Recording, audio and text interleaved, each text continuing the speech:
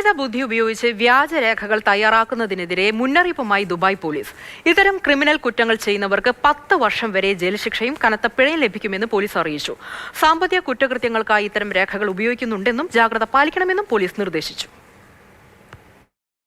Artificial intelligence ഉപയോഗിച്ചുള്ള പുതിയ തട്ടിപ്പിന്റെ വിവരങ്ങളാണ് ദുബായ് പോലീസ് പുറത്തുവിട്ടത്. വ്യാജരേഖകളുണ്ടാക്കാൻ ആർട്ടിഫിഷ്യൽ ഇന്റലിജൻസ് ഉപയോഗിക്കുന്നുവെന്നും ഇക്കാര്യത്തിൽ പൊതുജനങ്ങളും ബാങ്കുകൾ അടക്കമുള്ള വ്യാപാര വാണിജ്യ സ്ഥാപനങ്ങളും ജാഗ്രത പാലിക്കണമെന്നുമാണ് നിർദ്ദേശം. നിർമ്മിത ബുദ്ധി ഉപയോഗിച്ച് വ്യാജരേഖകൾ തയ്യാറാക്കുന്നത് ഗുരുതരമായ കുറ്റകൃത്യമാണ്.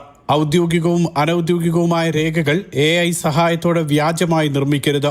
ഇത്തരം കുറ്റകൃത്യങ്ങളിൽ ഏർപ്പെടുന്നവർക്ക് 10 വർഷം വരെ തടവും 7.5 ലക്ഷം ദിർഹം വരെ പിഴയും ലഭിക്കും. തിരിച്ചറിയാൻ കഴിയാത്ത വിധത്തിൽ പ്രൊഫഷണൽ രീതിയിലാണ് ഇങ്ങനെ വ്യാജരേഖകൾ ഉണ്ടാക്കുന്നത്. പക്ഷേ സൂക്ഷ്മമായ പരിശോധനയിൽ പൊരുത്തക്കേടുകൾ, വ്യാജമായ ഒപ്പുകൾ, വ്യാജ സ്റ്റാമ്പുകൾ തുടങ്ങിയവ കണ്ടെത്താൻ കഴിയും.